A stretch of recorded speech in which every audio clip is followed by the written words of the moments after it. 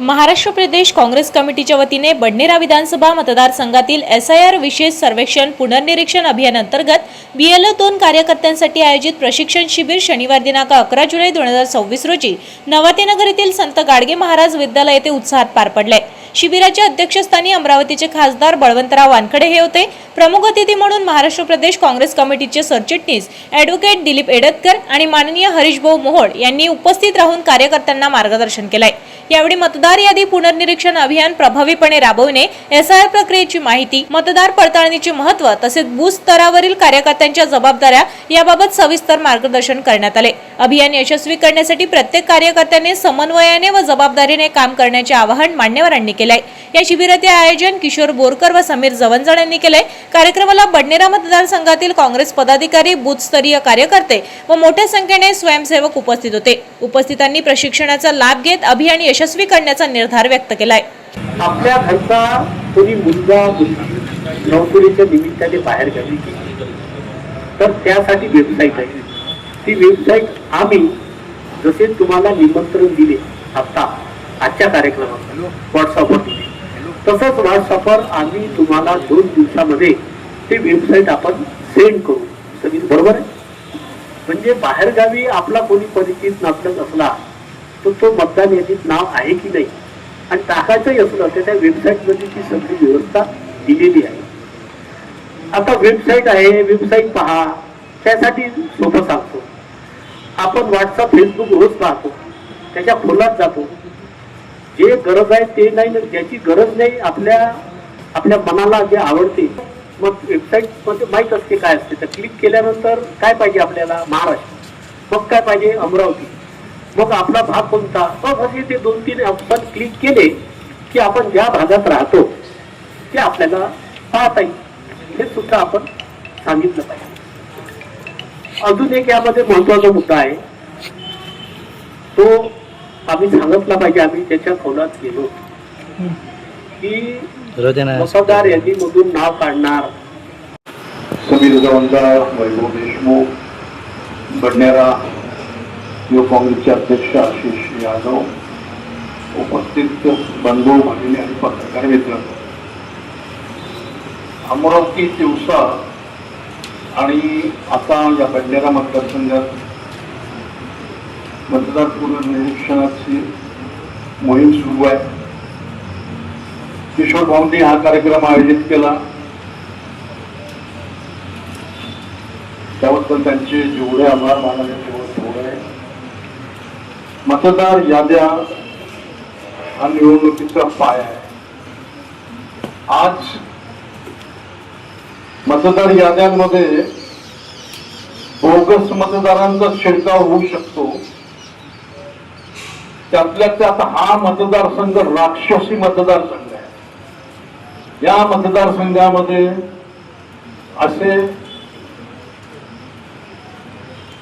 Bogus मतदानाचे प्रकार होऊ शकतात, जे मतदार नाहीत त्यांची नावं येऊ शकतात, मेलेल्या आणि इथं जे राहत नाही त्यांची नावं राहू शकतात। हे सर्व टाळण्यासाठी हे प्रशिक्षण आहे आणि काँग्रेस पक्षाच्या कार्यकर्त्यांचं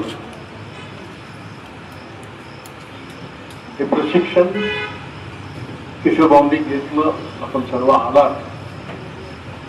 त्याचे कारण असं की आज लोकशाही वाचवणे गरजेचं आहे, काँग्रेस नव्हे, लोकशाही वाचवणं गरजेचं आहे। आणि खऱ्या अर्थानं लोकशाही वाचवायची असेल तर काँग्रेसला वाचवणं महत्वाचं आहे। काँग्रेसला वाचवणं म्हणजेच लोकशाही वाचवणं, कारण इतर कोणताही विरोधी पक्ष त्या देशात कार्यरत नाही। सर्वाधिक मोठा विरोधी पक्ष आणि सर्वाधिक कणखर नेतृत्व असलेल्या या पक्षाचे राहुलजी, खळगेजी यांच्या नेतृत्वात आपली वाटचाल सुरू आहे। आज आपण सत्तेत नाही, परंतु सत्ता ही कोणाची पटीक नसते, सत्ता ही येते जाते, परंतु काँग्रेसची सत्ता जोपर्यंत होती काँग्रेसला कधी मार झाला नाही। पण 2014 पासून हे माझाचं रान जे आहे ते फार मोठ्या प्रमाणात फोफावलेलं आहे।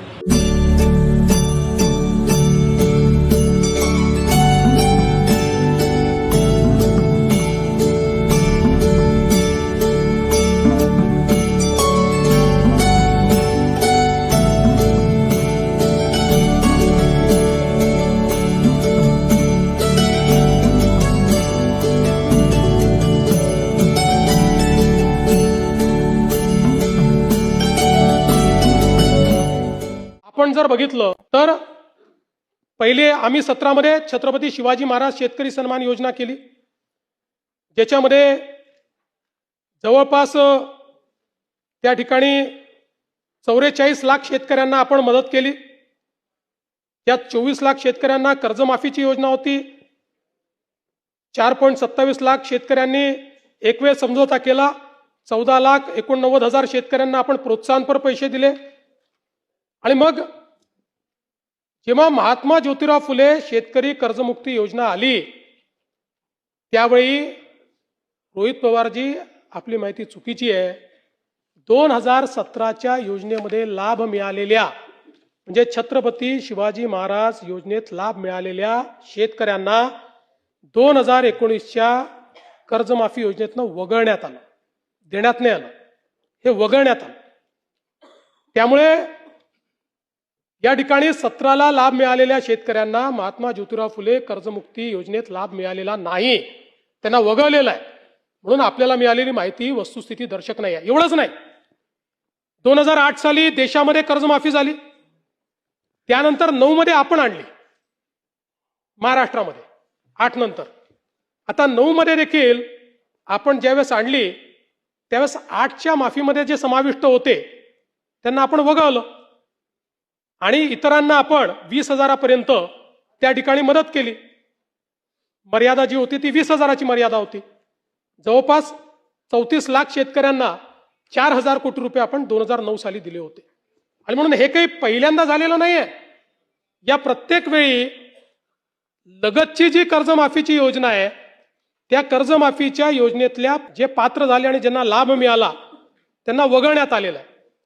आणि आपण जर बघितलं तर याच्यामध्ये परतफेडीच्या संदर्भातही हे जे टाकण्यात आलं की 2026 आणि 27ला पैसे परत केले पाहिजे, याच्या मागचा उद्देश हाच होता की आपण ज्यांना प्रोत्साहन देतोय, प्रोत्साहन घेत असताना त्यांनी पुढे नीट कर्ज भरलं पाहिजे, या दृष्टीनं आपण या ठिकाणी अशा पद्धतीची योजना केली होती. मला खरं म्हणजे मी तिन्हीचा चार्ट या ठिकाणी तयार केलेला आहे. आपल्या लक्षात येईल आतापर्यंतच्या योजनांमधली सगळ्यात मोठी योजना ही यावेळची कर्जमाफीची योजना आहे. टाळ्या याच्यानंतर वाजवा. सातत्याने या संदर्भात अटी शर्ती आहे तशी मागणी होत होती. आज जवळपास आमच्या रणधीर सावरकरांच्या नेतृत्वात महायुतीचे सर्व आमदार मला भेटले आणि त्यांनी सगळ्यांनी मागणी केली की ही 50,000ची अट तुम्ही काढून टाका. त्यावेळी त्यांनाही मी आकडेवारी दाखवली. मी त्यांना हे सांगितलं की अट काढल्याने आमच्यावर 3-4 हजार कोटीचा भुर्दंड येईल. फार येईल असं नाही, 4,000 कोटीचा येईल, 5,000 कोटीचा येईल, पण शिस्तीचा भाग म्हणून ही आणलेली आहे. मी त्यांना दाखवलं की समजा 1 लाखापर्यंत नेली तर 2 लाखच शेतकरी असे राहतात की ज्यांच्यावर त्या ठिकाणी त्यांना याचा फायदा मिळत नाही. पण तरी देखील सगळ्यांचं मत होतं की 2 लाख शेतकरी का सोडतात. केवळ त्याच्याकरता शेतकऱ्यांमध्ये अशी भावना होईल की कोणाला ठेवलं आणि कोणाला वगळलं. त्यामुळे मी आर्थिक शिस्त सांगत होतो आणि ते लोक मला हे सांगत होते की आपण व्यापक विचार केला पाहिजे आणि शेवटी लोकशाही आहे, त्यामुळे लोकशाहीमध्ये त्यांचा व्यापक विचार मी मान्य केला. आणि आता हे जे महात्मा फुले कर्जमाफी योजनेतले जे लोक होते ज्यांना 50,000 रुपयापर्यंत आपण म्हटलं होतं त्यांनाही 2 लाखापर्यंत कर्जमाफी झाली. आणि त्यासोबत 26-27चा जो नियम आहे तोही वगळण्यात येईल. आता आपल्याकडे तर सगळं आहेच. 26 मध्ये कोणी कोणी पैसे भरले आहेत, जसं यांनी सांगितलं 95% लोकांनी पैसे भरले. त्यामुळे आता त्याच्या आधीच्या 3 वर्षातले कुठलेही 2 वर्ष ज्यांनी रेग्युलर भरलेले आहेत ते सगळे लोक याकरता पात्र होतील. पुन्हा सांगतो, पहिल्यांदा राज्य सरकारने हा निर्णय घेतलाय यापूर्वी कधीही असा निर्णय झालेला नाही. मातोश्री सौ विमलाताई पाटील उभाळ शिक्षण संस्था परतवाडा अमरावती द्वारा संचालित डॉक्टर पंजाबराव देशमुख कृषी विद्यापीठ अकोला द्वारा मान्यता प्राप्त कृषी तंत्र विद्यालय भिलोणा तालुका अचलपूर जिल्हा अमरावती द्विवर्षीय कृषी तंत्र पदविका अभ्यासक्रम प्रवेश सूचना शैक्षणिक पात्रता 10वी उत्तीर्ण कालावधी 2 वर्षे कालावधीचा नियमित अभ्यासक्रम द्विवर्षीय कृषी तंत्र पदविका अभ्यासक्रम प्रवेश 60 प्रवेश अर्ज भरण्याकरिता वेबसाईट www.pdkv.ac.in प्रवेश अर्ज भरण्याची अंतिम तारीख 2 जून 2026 ते 1 जुलै 2026 पर्यंत. ऑनलाईन अर्ज भरण्याकरिता इच्छुक विद्यार्थ्यांनी सर्व मूळ प्रमाणपत्रासह विद्यालयाशी संपर्क साधावा. अधिक माहितीसाठी व मोफत मार्गदर्शनासाठी संपर्क करा. कृषी तंत्र विद्यालय भिलोणा तालुका अचलपूर जिल्हा अमरावती. प्राचार्य AS काळे. संपर्क 99 21 55 95 11. कृषी पर्यवेक्षक NB मोहोळ. संपर्क 97 66 28 73 05. लिपिक ND गोमाशे. संपर्क 91 58 23 11 05. अमरावती शहराच्या पश्चिम भागात विशेष मतदार यादी पुनरावलोकन मोहिमेदरम्यान काही बूथ लेवल अधिकारी नागरिकांच्या घरी जाऊन फॉर्म वितरित करत नसल्याचा आरोप करण्यात आला आहे. याबाबत इस्लाम पार्टीचे अमरावती जिल्हाध्यक्ष शेखर फारुक अहमद यांनी जिल्हाधिकारी तथा जिल्हा निवडणूक अधिकारी यांच्याकडे लेखी तक्रार दाखल केली आहे. तक्रारीनुसार काही BLO हे घराघरात जाण्याऐवजी एकाच ठिकाणी बसून नागरिकांना तेथे बोलावून SIR फॉर्म वाटप करतात. त्यामुळे ज्येष्ठ नागरिक, महिला, दिव्यांग आणि नोकरी व्यवसाय करणाऱ्या नागरिकांना मोठा मनस्ताप सहन करावा लागत असल्याचे निवेदनात म्हटले आहे. तसेच एका ठिकाणी फॉर्म वितरणामुळे गर्दी, अव्यवस्था आणि वेळेचा अपव्यय होत असून नागरिकांमध्ये नाराजीचे वातावरण निर्माण झाल्याचा आरोपही करण्यात आला आहे. या पार्श्वभूमीवर संबंधित BLO यांना त्यांच्या कार्यक्षेत्रात घराघरात जाऊन SIR फॉर्म वितरित करण्याचे स्पष्ट आदेश देण्यात यावेत, जेणेकरून संपूर्ण प्रक्रिया पारदर्शक, सुव्यवस्थित आणि नागरिकाभिमुख पद्धतीने पार पडेल अशी मागणी जिल्हा प्रशासनाकडे करण्यात आली आहे. Indian secular largest assembly of Maharashtra Amravati जिला ने आज जिलाधिकारी साहब, जिला निवडणूक अधिकारी साहब, ERO, AERO इनको शिकायत की है. शहर के जो पश्चिम क्षेत्र में BLO अपना काम सही ढंग से कर नहीं पा रहे हैं या करना नहीं चाह रहे हैं, इसलिए हमने यहाँ पे शिकायत दी है.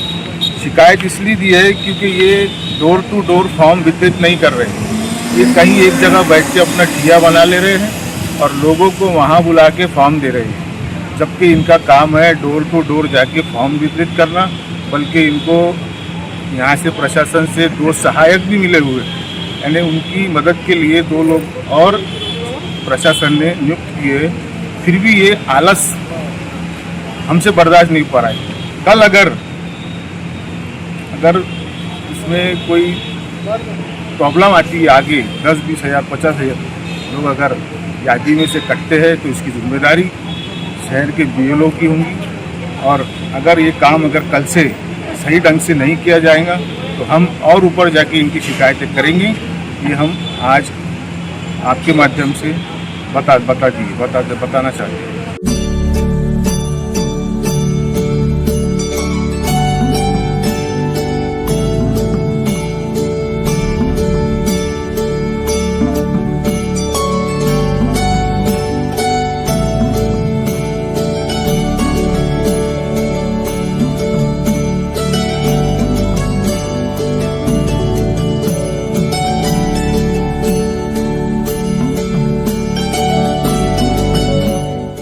राज्य सरकारच्या लोकराज्य मासिकात विश्वरत्न डॉक्टर बाबासाहेब आंबेडकर यांचे छायाचित्र उलटे छापल्याचा प्रकार समोर आल्याने वंचित बहुजन आघाडीने तीव्र नाराजी व्यक्त केली आहे.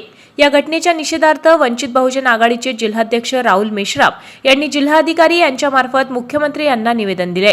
या निवेदनात संबंधितांवर तात्काळ कारवाई करण्याची आणि लोकराज्य मासिक बंद करण्याची मागणी करण्यात आली आहे.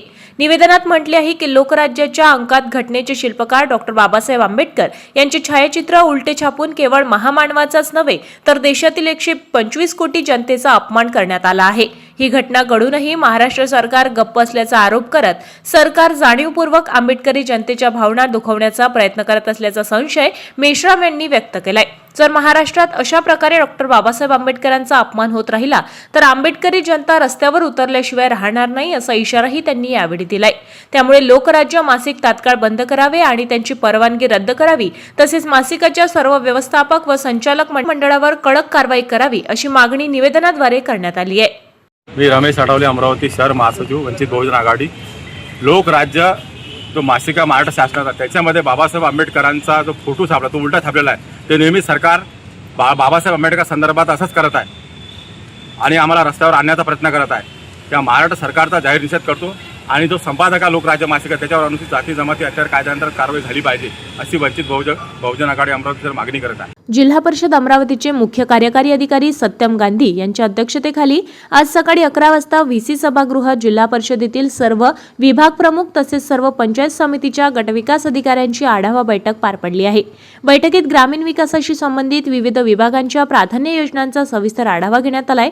प्रधानमंत्री आवास, मोदी आवास, रमाई, शबरी, पारधी व यशवंत चव्हाण मुक्त वसाहत योजनांची प्रगती, भूमिहीन लाभार्थ्यांना पट्टे वितरण, क्लस्टर हाऊसिंग, अतिक्रमण नियमितता, जल जीवन मिशन, महाराष्ट्र राज्य ग्रामीण जीवनोन्नती अभियान, स्वच्छ भारत मिशन, महात्मा गांधी राष्ट्रीय ग्रामीण रोजगार हमी योजना तसेच पंचायत विभागाच्या विविध कामांची सद्यस्थिती तपासण्यात आली.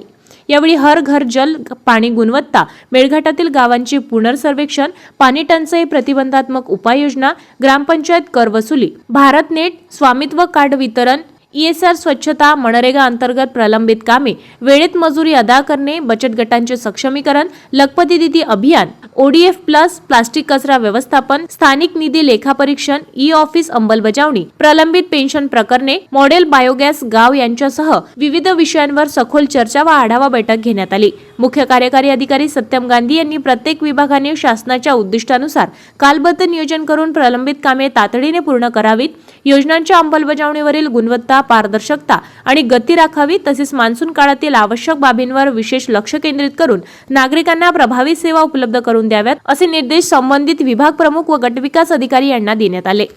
आपल्या शहरातील ताज्या घडामोडी व बातम्या बघण्यासाठी नंबर 1 न्यूज चॅनल अमरावतीला सबस्क्राईब करा, लाईक करा आणि शेअर करा.